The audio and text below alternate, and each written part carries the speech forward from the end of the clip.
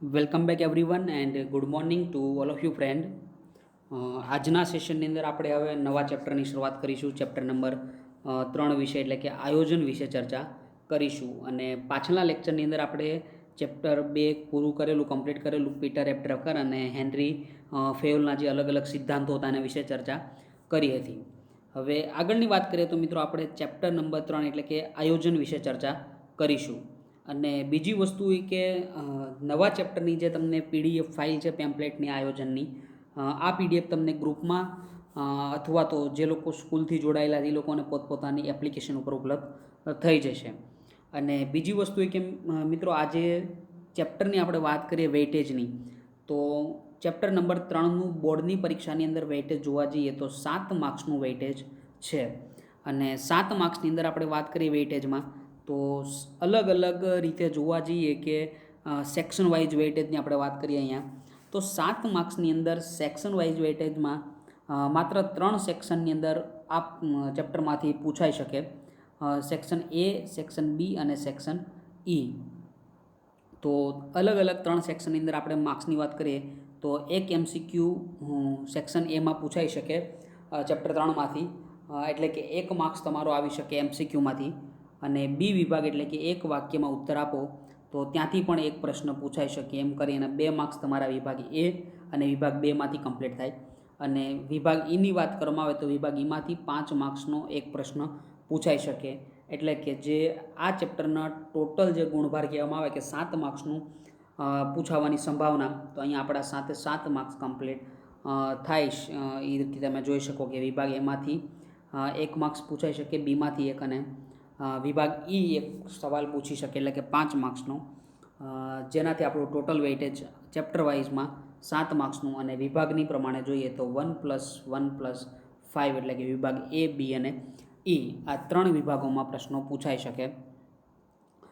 હવે આપણે આગળ વાત કરીએ કે આયોજન વિશેની જે પ્રસ્તાવના આપી, તો મિત્રો આપણે આગળના પ્રકરણોમાં માત્ર સંચાલનનો સામાન્ય ખ્યાલ જ પૂરો પાડતા હતા, પરંતુ હવે પછીના જે પણ ચેપ્ટરો છે એની અંદર આપણે સંચાલનના જે જુદા જુદા કાર્યોનો ઊંડાણપૂર્વક અભ્યાસ કરીશું. અને જે પણ ચેપ્ટરો આવશે એના બધાના ઊંડાણપૂર્વક અભ્યાસ જ આપવામાં આવેલા. આ પ્રકરણની અંદર આપણે વાત કરીએ તો સંચાલનના મહત્ત્વના કાર્યમાં આયોજન અંગે સમજ આપેલી. તો તમે ચેપ્ટરના હેડિંગ ઉપરથી જ જોઈ શકો કે ચેપ્ટર 3 આયોજન.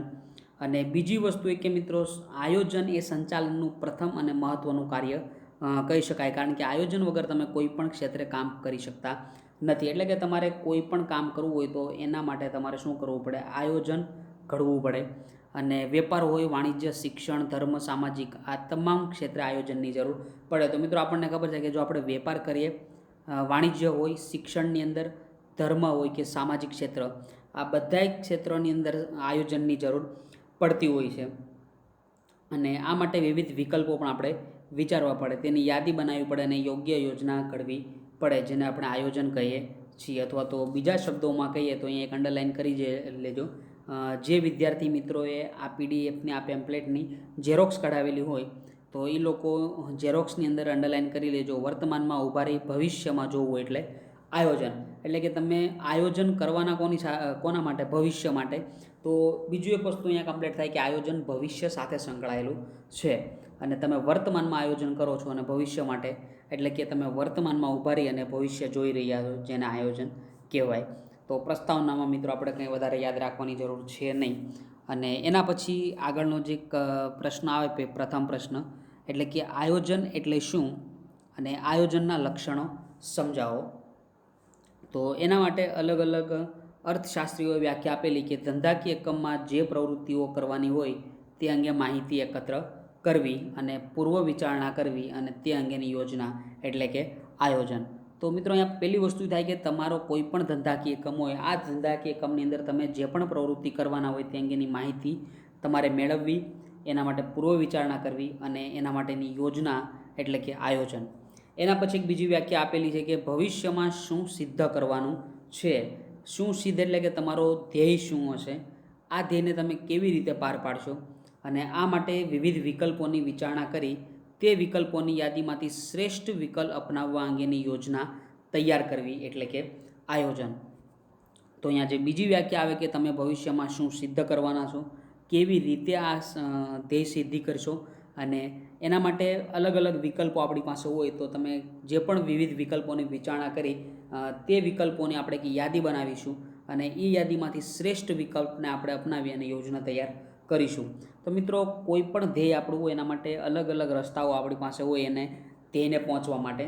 તો જે પણ આપણી પાસે રસ્તા હોય એટલે કે જે પણ વિકલ્પો હોય એની એક આપણે યાદી બનાવીશું અને આ યાદીમાંથી શ્રેષ્ઠ વિકલ્પ આપણે તૈયાર કરી અપનાવી અને એક યોજના તૈયાર કરવામાં આવે. એના પછી એક ત્રીજી વ્યાખ્યા આપેલી એટલે કે આયોજનનું કાર્ય એટલે કે પસંદગીનું કાર્ય, અને આમાં કંઈ સમજાવવા જેવું છે નહીં. અને એના પછી એક વ્યાખ્યા આપેલી જ્યોર્જ આર ટેરીએ અહીંયા વ્યાખ્યા કીધેલી કે કાર્યની યોજના એટલે કે પરિણામોની પૂર્વ વિચારણા. મિત્રો, તમે જ્યારે પણ આયોજન કરો એટલે એની અંદર કાર્યની યોજના એટલે કે પરિણામોની તમે પૂર્વ વિચારણા કરો અને કાર્યને અનુસરવાની જે નીતિ હોય અથવા તો જે તબક્કા હોય અને ઉપયોગમાં લેવાતી પદ્ધતિ હોય એ આપણે અહીંયા નક્કી કરવી પડે, જે વ્યાખ્યા ડૉક્ટર જ્યોર્જ આર ટેરીએ આપેલી હતી. એટલે કે કોઈપણ પરિણામોની પૂર્વ વિચારણા કરવી, એના કાર્યને અનુસરવાની નીતિ, તબક્કા અને ઉપયોગમાં લેવાની પદ્ધતિ નક્કી કરવી, જેને જ્યોર્જ આર ટેરીએ આ વ્યાખ્યા આપેલી. અને એક પછી પણ એક વ્યાખ્યા આપેલી, ધ્યેયને પાર પાડવા માટે ઘડવામાં આવેલો બુદ્ધિપૂર્વકનો સૂચિત કાર્યક્રમ એટલે આયોજન. તો આપણે જે પણ ધ્યેય નક્કી કરેલું હોય આ ધ્યેયને પાર પાડવા માટે બુદ્ધિપૂર્વક આપણે જે કાર્યક્રમ કરીએ એ કાર્યક્રમ એટલે કે આયોજન. તો અહીંયા અલગ અલગ 5 વ્યાખ્યાઓ આપેલી. જરૂરી નથી મિત્રો કે તમને કોઈ સ્પેસિફિક નામ સાથે જ વ્યાખ્યા યાદ રહેવી જોઈએ, કારણ કે એક્ઝામની અંદર બહુ એવા સંજોગો નથી કે તમને નામ સાથે વ્યાખ્યા પૂછે. પરંતુ જો આયોજનની વ્યાખ્યા પૂછે તો તમે કોઈ પણ એક વ્યાખ્યા આ 5માંથી લખી શકો. અને જ્યાં સુધી મારું સજેશન રહેશે તો આ વ્યાખ્યાને ના લખતા, કારણ કે બહુ ટૂંકી વ્યાખ્યા પણ તમારું જે પેપર વર્ક હોય, પેપરનું લખાણ હોય એના ઉપર નકારાત્મક અસર ઊભી કરી શકે. આવી ટૂંકી વ્યાખ્યાઓ તો થોડી લાંબી, એટલે કે આ 1-2 લાઇનની જે વ્યાખ્યા છે આમાંથી કોઈ પણ વ્યાખ્યા તમે લખી શકો. એના પછી આપણે જોઈએ ધ્યેયલક્ષી પ્રવૃત્તિ, લક્ષણો, આયોજનના લક્ષણો. અને એની અંદર આપણું જે પ્રથમ લક્ષણ આયોજનનું એટલે કે ધ્યેયલક્ષી પ્રવૃત્તિ.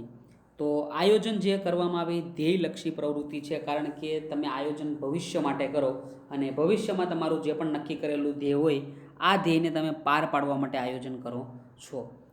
આયોજન ભવિષ્યમાં નક્કી કરેલા ધ્યેય પાર પાડવા માટે કરવામાં આવે, જેમાં સંચાલકો ધ્યેયને અનુરૂપ લક્ષ્યાંકો નક્કી કરે. એટલે કે જે પણ સંચાલકો હોય, જે પણ ધંધાકીય એકમના માલિકો હોય, આ માલિકો એના ધ્યેય જે હોય ધંધાકીય એકમનું એને અનુરૂપ લક્ષ્યાંકો નક્કી કરતા હોય અને આ લક્ષ્યાંકો પાર પાડી શકાય તેવા વાસ્તવિક હોય તો જ ધ્યેય સિદ્ધિ સરળ બને છે. એટલે કે મિત્રો, અહીંયા તમારું જે પણ લક્ષ્યાંક હોય આ લક્ષ્યાંક કેવું હોવું જોઈએ? વાસ્તવિક હોવું જોઈએ. એટલે કે તમે જે પણ લક્ષ્યાંક રાખો એ તમારા ધ્યેયને તમે પાર પાડી શકો એવી રીતે વાસ્તવિક જો હોય તમારું લક્ષ્યાંક તો જ તમારી ધ્યેય સિદ્ધિ સરળ બને. આમ આયોજન એ ધ્યેયલક્ષી પ્રવૃત્તિ છે. તો બીજી વસ્તુ મિત્રો કે તમને અહીંયા સવાલ પૂછી શકે કે સમજાવો શા માટે આયોજન એ ધ્યેયલક્ષી પ્રવૃત્તિ છે. તો તમારા 2 લાઇન કમ્પ્લીટ લખી નાખવાની, એટલે અહીંયા તમારા 2 માર્ક્સ ક્લિયર થઈ જાય. અને જો પ્રશ્ન પૂછે કે આયોજન એ શા માટે ધ્યેયલક્ષી પ્રવૃત્તિ છે તો 2 માર્ક્સમાં પૂછાઈ શકે આ પ્રશ્ન. પરંતુ આ ચેપ્ટરની અંદર વાત કરવામાં આવે તો 2 માર્ક્સનો કોઈ સવાલ બનતો નથી, જે બ્લુ પ્રિન્ટ છે એ પ્રમાણે. પરંતુ આપણને ખબર જ છે કે બોર્ડનું કંઈ ઠેકાણું હોતું નથી, ગમે તે માર્ક્સનું ગમે તે ચેપ્ટરમાંથી પ્રશ્ન પૂછી પણ શકે, એનો કોઈ અપોઝ પણ કરી શકે નહીં. એના પછી જોઈશું સર્વવ્યાપી પ્રવૃત્તિ. તો આયોજનનું બીજું મહત્ત્વનું લક્ષણ કહેવાય કે આયોજન એ સર્વવ્યાપી છે. એટલે કે તે દરેક ક્ષેત્રોમાં જોવા મળે, પછી તે ધંધાકીય એકમ હોય, રાજકારણ હોય, શિક્ષણ હોય, ધાર્મિક હોય કે સામાજિક ક્ષેત્ર હોય. આમ આયોજન એ સર્વવ્યાપી છે. તો અહીંયા મિત્રો એક ખાસ વસ્તુ યાદ રાખીશું આપણે કે શા માટે આયોજન સર્વવ્યાપી, એટલે કે દરેક ક્ષેત્રોમાં જોવા મળે માટે આયોજન સર્વવ્યાપી છે. તો દરેક ક્ષેત્રની આપણે વાત કરીએ તો ધંધાકીય એકમ હોય, રાજકારણ, શિક્ષણ, ધાર્મિક કે સામાજિક ક્ષેત્ર, આમ દરેક ક્ષેત્રોમાં આયોજન જોવા મળે માટે જેને સર્વવ્યાપી પણ કહેવામાં આવે.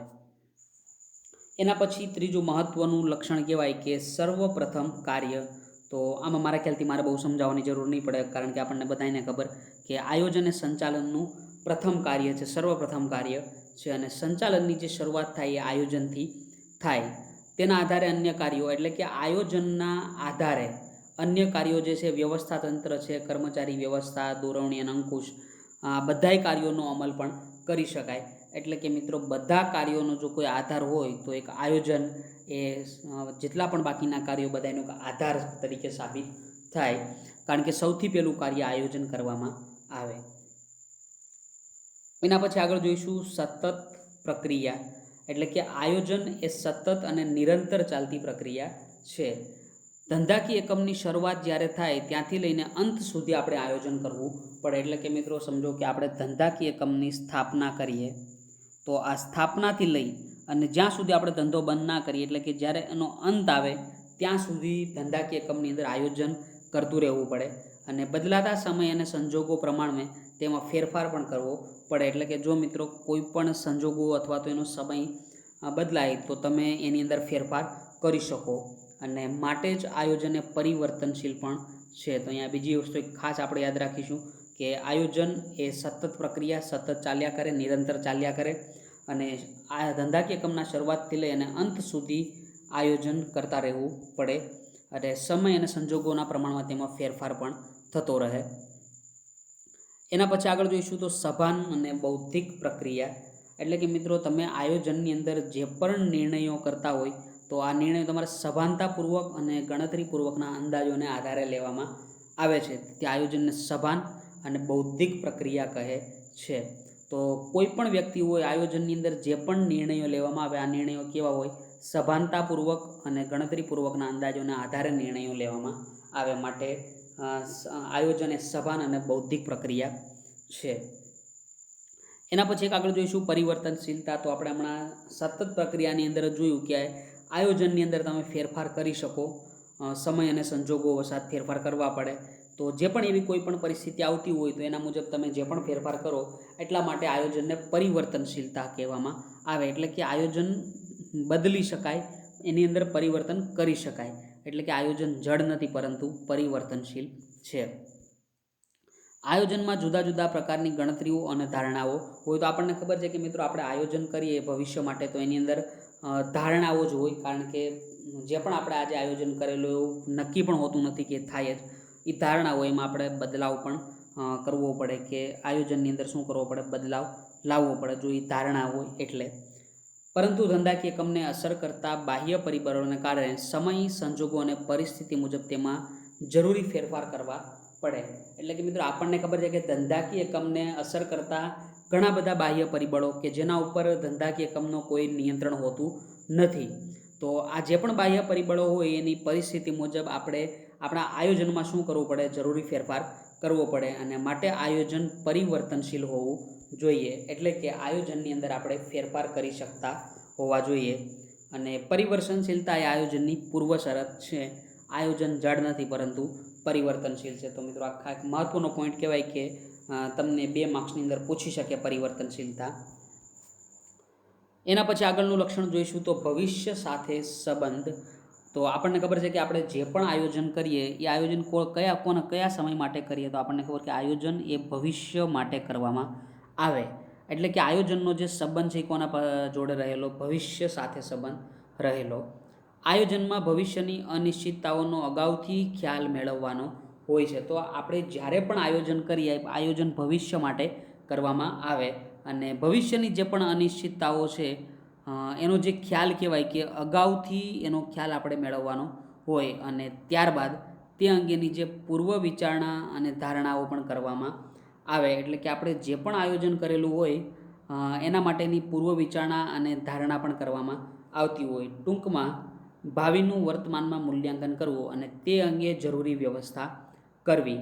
તો આપણને ખબર જ છે કે આપણે ભાવિ એટલે કે ભવિષ્યનું વર્તમાનમાં મૂલ્યાંકન કરીએ અને એ અંગેની જરૂરી વ્યવસ્થા પણ કરવી પડે. આમ આયોજનને ભવિષ્ય સાથે સંબંધ છે. તો અહીં એક આ પણ મહત્ત્વનો પોઈન્ટ કે ભવિષ્ય સાથે સંબંધ, એટલે કે આયોજન જે કરવામાં આવે એ ભવિષ્યની સાથે લેવા દેવા છે અને આયોજન જે કરવામાં આવે એ ભવિષ્ય માટે કરવામાં આવે.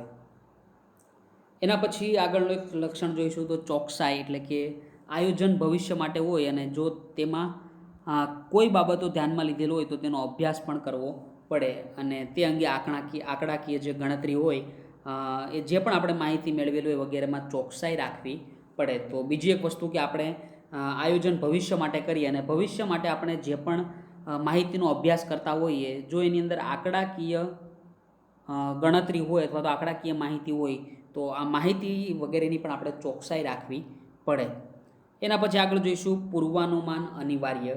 એટલે કે પૂર્વાનુમાન એટલે કે ભવિષ્યની જે પણ અનિશ્ચિતતાઓ છે એને સાથે રાખીને આપણે અનુમાન કરવું જોઈએ, પૂર્વાનુમાન કરવું જોઈએ. ધંધાકીય એકમમાં આયોજન માટે ભવિષ્યની અનિશ્ચિતતાઓને ધ્યાનમાં રાખી પૂર્વાનુમાન કરવામાં આવે છે અને ત્યારબાદ તેના આધારે આયોજન કરવામાં આવે. આપણને ખબર છે કે આયોજન આપણે ભવિષ્ય માટે કરીએ અને ભવિષ્યમાં જે પણ અનિશ્ચિતતાઓ આવવાની હોય આ અનિશ્ચિતતાઓને આપણે ધ્યાને રાખી અને પૂર્વાનુમાન કરીશું અને ત્યારબાદ તેના આધારે આપણે શું કરીશું, આગળ આયોજન નક્કી કરવામાં આવે. આથી સંચાલનના પહેલા કાર્ય તરીકે પૂર્વાનુમાન અને આયોજનને ગણવામાં આવે છે. તો પૂર્વાનુમાન પણ એક આયોજન જ કહેવાય કે ભવિષ્યમાં તમે જે પણ કાર્ય કરી રહ્યા એનું શું કરવું, અનુમાન કરવું.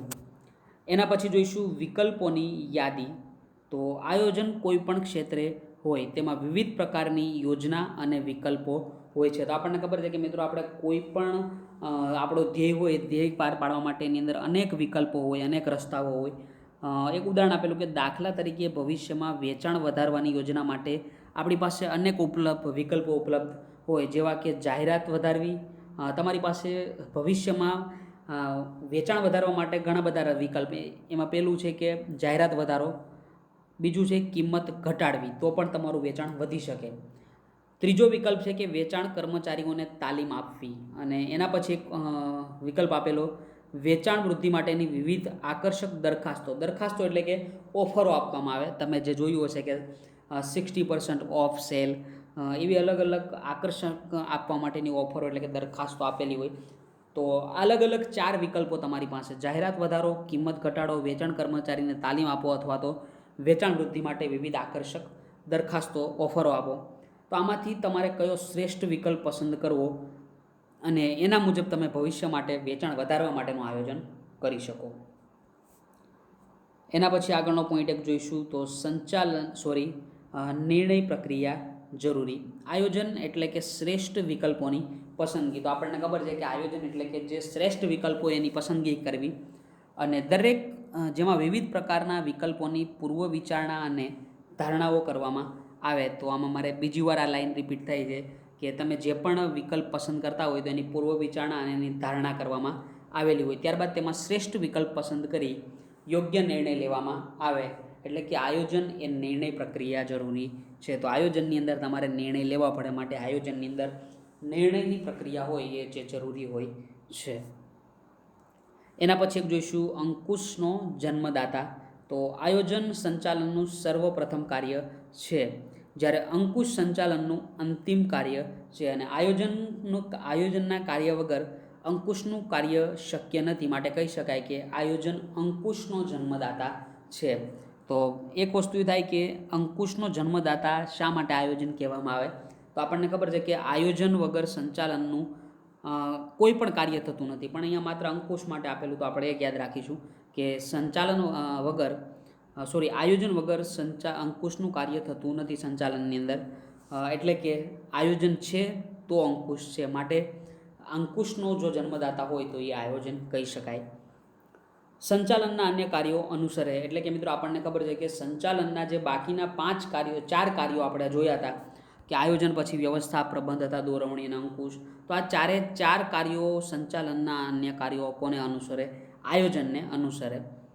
સંચાલનના તમામ કાર્યોમાં સર્વપ્રથમ અને મહત્વનું કાર્ય આયોજન. આમ સંચાલનના બધા જ કાર્યો એટલે કે એની પછીના જેટલા પણ કાર્યો થાય એ બધા જ કાર્યો મુખ્ય કાર્ય આયોજનને અનુસરે અને તે પ્રમાણે સંચાલકીય કાર્યક્રમો કામ કરે. તો એક વસ્તુ કહી શકાય કે આપણે સૌથી પહેલાં ધંધાકીય એકમ હોય કે કોઈ પણ જગ્યાએ આયોજન કરીએ તો જે રીતે આપણે આયોજન કરીએ એ પ્રમાણે બાકીના જે કાર્ય હોય એ થઈ શકે. એટલે કે આયોજનને અનુસરીને બાકીના કાર્યો કરવા પડે. અને એના પછી જોઈશું ઉચ્ચ સપાટીએ થતું કાર્ય. તો આપણને ખબર છે કે મિત્રો ધંધાકીય એકમની અંદર 3 સપાટી, ઉચ્ચ સપાટી, મધ્ય સપાટી અને નિમ્ન સપાટી. અને નિમ્ન સપાટીની વાત કરીએ તો આયોજનનું જે કાર્ય છે એ ધંધામાં ઉચ્ચ સપાટીએ થાય. એટલે કે જે સૌથી ઉપરની સપાટી, જેની અંદર આપણને ખબર છે કે જનરલ મેનેજર હોય, MD હોય અથવા તો બોર્ડ ઓફ ડિરેક્ટર, આ લોકો ઉચ્ચ સપાટીએ હોય અને આ લોકો ધંધાકીય એકમનું આયોજન કરતા હોય. તો અહીંયા આપણે જોયું ઉચ્ચ સપાટીએ થતું કાર્ય, અને આ પ્રશ્નની વાત કરીએ તો લક્ષણો અહીંયા પૂરા થાય અને આગળનો પ્રશ્ન જે આયોજનના લાભાલાભ અથવા તો જેના ફાયદા મર્યાદા કહેવાય. પરંતુ આપણો લેક્ચર અહીંયા આપણે પૂરો કરી દઈએ, કારણ કે વધારે પોઈન્ટ આપણે લક્ષણોના ચલાવેલા અને એકવાર રિવિઝન પણ કરી દઈએ લક્ષણો વિશે. તો સૌથી પહેલાં આપણે યાદ રાખીશું ધ્યેયલક્ષી પ્રવૃત્તિ, કે જે પણ આપણા લક્ષ્યાંકો નક્કી કરેલા હોય ધ્યેયને અનુરૂપ, એ લક્ષ્યાંકોને નક્કી કરેલા હોય એ પ્રમાણે આપણે કાર્ય કરવું પડે, આયોજન કરવું પડે, અને આપણા જે પણ લક્ષ્યાંકો હોય એ વાસ્તવિક હોવા જોઈએ. એના પછી બીજું સર્વવ્યાપી, એટલે કે આયોજન દરેક ક્ષેત્રોમાં જોવા મળે. સર્વપ્રથમ કાર્ય આયોજન સંચાલનનું સર્વપ્રથમ કાર્ય છે, એટલે કે સંચાલનની શરૂઆત આયોજનથી થાય છે અને તેના આધારે બાકીના બધા કાર્યો અમલમાં મુકાય છે, એટલે કે બધા કાર્યો આયોજનને અનુસરે છે. એના પછી જોઈશું સતત પ્રક્રિયા. તો આયોજન એ સતત અને નિરંતર ચાલતી પ્રક્રિયા કહી શકાય, કારણ કે ધંધાકીય એકમની શરૂઆતથી લઈને અંત સુધી આયોજન કરતા રહેવું પડે, અને સમય અને સંજોગો પ્રમાણે તમે આયોજનની અંદર ફેરફાર પણ કરી શકો. એના પછી આપણે જોયું સભાન અને બૌદ્ધિક પ્રક્રિયા. તો આયોજન, જ્યારે પણ આપણે આયોજનમાં કોઈ પણ નિર્ણય લેતા હોઈએ તો આ નિર્ણયો આપણે સભાનતાપૂર્વક અને ગણતરીપૂર્વકના અંદાજોના આધારે લેવામાં આવે. પરિવર્તનશીલતા, તો તમે સમય સંજોગો વસાત આયોજનની અંદર આપણે પરિવર્તન બદલાવ કરી શકીએ.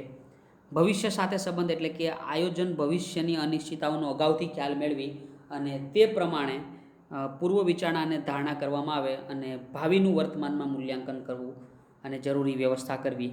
આમ આયોજનનો જે સંબંધ એ ભવિષ્ય સાથે રહેલો છે. એના પછી જોઈશું ચોકસાઈ. તો આયોજન ભવિષ્ય માટે હોય અને એના માટે આપણે કોઈ પણ આંકડાકીય માહિતીની ગણતરી કરવાની હોય તો આ માહિતીમાં ચોકસાઈ રહેલી હોવી જોઈએ. એના પછી આગળનું લક્ષણ જોઈશું તો પૂર્વાનુમાન અનિવાર્ય, એટલે કે તમારે જે પણ અનિશ્ચિતતા હોય ભવિષ્યની એનું પૂર્વાનુમાન કરવું પડે.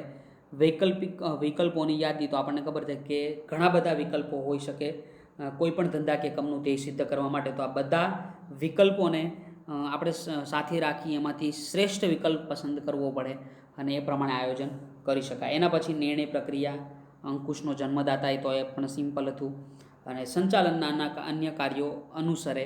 અને એના પછી ઉચ્ચ સપાટીએ થતું કાર્ય. તો ઉચ્ચ સપાટીની અંદર પણ મિત્રો આપણે જોયું હતું કે ધંધાકીય એકમની અંદર જે સંચાલનની 3 સપાટીઓ હતી, કે એની અંદર સૌથી પહેલાં ઉચ્ચ સપાટી, મધ્ય સપાટી સંચાલન અને તળ સપાટી સંચાલન. તો ઉચ્ચ સપાટી સંચાલનથી આયોજનનું કાર્ય કરવામાં આવે, અને ઉચ્ચ સપાટી સંચાલનની અંદર આપણને ખબર છે કે જનરલ મેનેજર હોય, બોર્ડ ઓફ ડિરેક્ટર હોય, અથવા તો MD એટલે કે મેનેજિંગ ડિરેક્ટર, આ લોકોનો સમાવેશ ઉચ્ચ સપાટી સંચાલનમાં થાય, અને ઉચ્ચ સપાટી સંચાલનથી જ આયોજન કરવામાં આવે છે. તો આજના લેક્ચરની અંદર આપણે મિત્રો અલગ અલગ વ્યાખ્યાઓ જોઈ આયોજનની અને આયોજનના લક્ષણો જોયા. તો આજનો જે લેક્ચર આપણે અહીંયા સુધી રાખીએ છીએ. આવતા લેક્ચરની અંદર આપણે તેના લાભ એટલે કે ફાયદા અને મર્યાદા વિશે આગળ ચર્ચા કરીશું. તો આજનો લેક્ચર આપણે અહીંયા રાખીએ મિત્રો. Thank you to all of you and take care. Bye bye.